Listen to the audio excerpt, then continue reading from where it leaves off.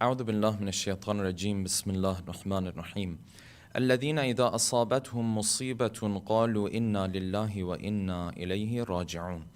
This verse, which is verse 157 from Surah Al-Baqarah, is a verse that we've heard very often. It's a verse that we've heard either in its totality or in particular the final part of the verse that says Inna lillah wa inna ilayhi raji'un. We are from Allah and to Allah we return. We've heard this verse because many times, as the Quran teaches us, when someone is dealing with a difficulty, someone is dealing with a calamity, we are taught to use this verse and to mention this verse to remind us of the greater picture of things. But I want to highlight the verse that comes after this verse. That is going to be verse 157. And that verse says something very beautiful, because the whole context of both of these two verses is about a situation where someone is being tested, not just with the test of losing a loved one, but also with other forms of test, whether it's with their wealth, with their beauty, with their children, whatever the case might be.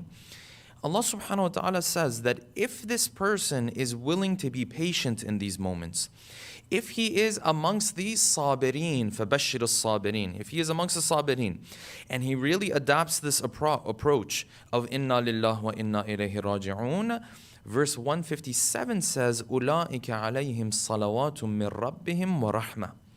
This person now falls under a category of individuals that Allah subhanahu wa ta'ala sends His salawat upon.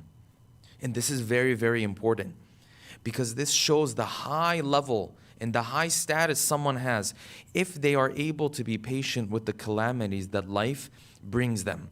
Why? Because this person automatically falls under a category of individuals in which the Prophet is also in that category.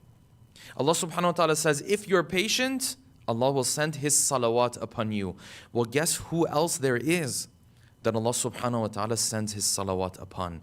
That is none but the beloved Prophet, because the Quran says, Inna Allah wa malaikatahu yusalluna ala nabi.